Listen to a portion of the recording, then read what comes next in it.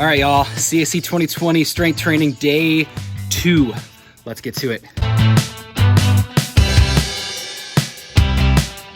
Okay, our warm-up today is going to include all body weight.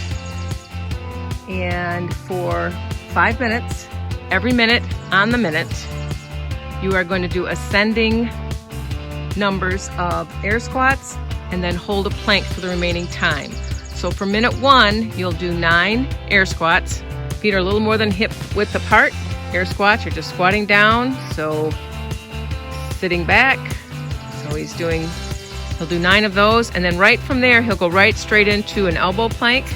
I mean, I would recommend an elbow plank. If you want to do a high plank, you could, but you pick one. I'm gonna let you pick one here. So either way, so for the remaining minute, so you're gonna be planking for a long time here. So right after that first minute beeps, you're gonna go right back into air squats, and then you'll do 12 air squats. And then go down to the plank for the rest of the time.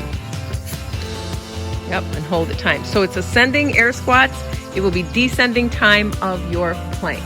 And that's going to be your warm-up for today.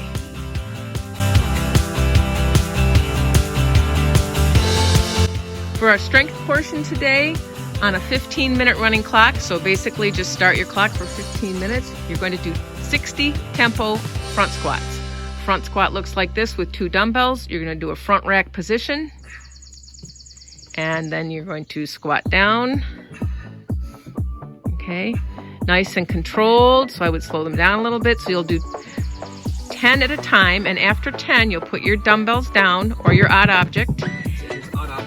An odd object would be front rack in the front, or a kettlebell could be a goblet upside down. That's how I like to do it, but yep, again, a front rack. So ideally you're going to use 2 dumbbells here, and they could be a little heavier than maybe you're using for overhead stuff, but that depends upon your equipment availability. So when I say 60 tempo front squats, you're going to break them up into 10s, because after each 10, you're going to do 20 body weight walking lunges. So 20 total walking lunges, yes. So that'd be 1, 2, so you're going to do 20 of those. And then rest is needed. This is not a sprint. This is your strength portion, so take a good rest. 15 minutes is plenty of time to accomplish this work. Also, if you rest, your legs will be happy, because the lunges and the front squats will kind of tag those quads pretty well. So this one isn't a race. Just work your way through the work. You have 15 minutes total. Might not take you the whole time, but take your time. It's a great workout. Okay, now we're on to our conditioning portion of today's workout. It's going to be 5 rounds, and you can count your reps here. A minute of each movement. So we will start, there'll be 3 movements, 1 minute each, so set your clock for a minute. We're going to start with dumbbell goblet squats. Tom's going to hold the dumbbell in the goblet fashion and squat some more, so more squats. So recognize, you don't want to be nope, down, exactly, you don't want your butt to go under, keep everything nice and flat. Yep. And squat to the depth of your comfort. Don't feel like you have to get to 90 if that's not good for your body. So a minute of that, and then you're going to go right into high pulls. 2 dumbbells, or a kettlebell, or an odd object. So Tom's going to hold these dumbbells kind of together. His feet are going to be a little more than hip width apart. And let's watch him how he's going to do his high pull. Down to a deadlift. Yep. And it's explosive movement and pull to get it up here. Right. And your elbows really don't have to come terribly high here. Yep. It's kind of similar to that kettlebell swing we did the other day. You do big explosive movement to get the momentum of the weight, and then your arms just finish it. Don't jack your chin. Nope. And I would say less is more here for weight. Odd object, you'd hold it in the middle. So a minute's a long time. Trust me on this one. So he could hold it from the bottom, but I would hold it from the top. Oh, that's right. Yep, let's hold it from the top. And I think that would then keep the elbows and shoulders in line. So there he dips down. Yep, there we go. And a kettlebell, you would grab the bell from the top. So that's an easier way to do it. Like this? Nope, the other way. You're gonna hold the handle. I'm sorry. Yep. Nope, I misspoke. Yep, we're gonna hold it from the handle. Yeah, I like that a lot. So that would be for a minute. And then the third minute is called alternating plank walks. Now this is alternating between an elbow plank and a tall plank.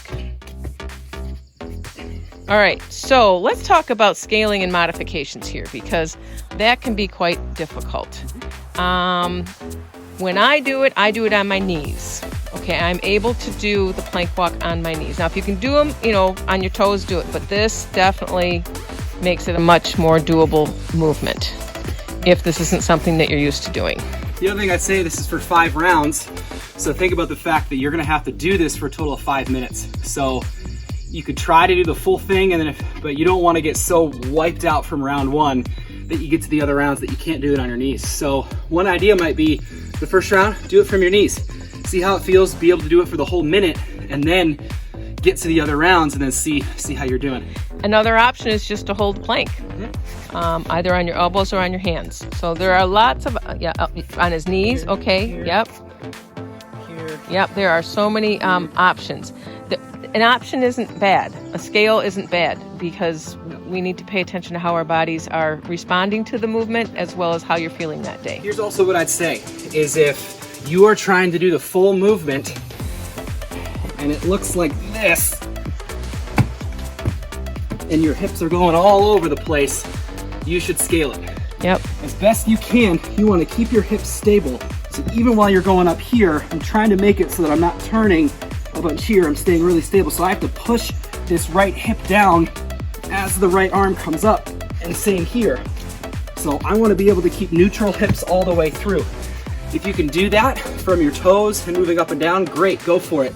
If you're twisting, slow it down to see if you can really get that movement right, or do one of the scaled options. Go from your knees so that you're able to keep your hips nice and stable. Another option would be have wider feet. Yes. That would help you as well. So just maybe, that wide or somewhere in between. Yeah. So I demoed that wrong. Wider feet would be Yep, better. you could do wider feet. I mean, either way, whatever keeps your hips from not dumping back and forth. All right, and So it's 5 rounds of that.